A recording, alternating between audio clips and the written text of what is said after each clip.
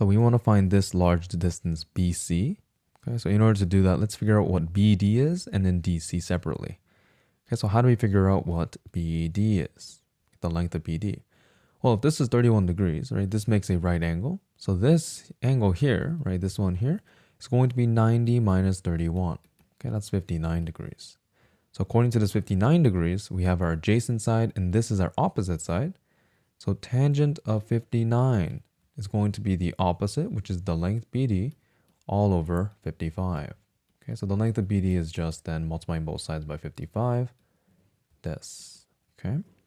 As for DC, this is 47 and this is 90. So this angle here is going to be 90 minus 47. Okay, if that's the case, we end up with getting 43 degrees.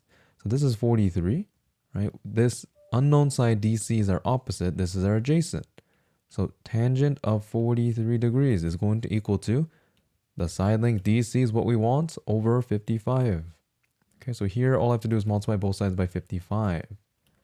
Okay, so then we want this total length. So that's going to be, right, BC. We want that. So we add BD plus DC.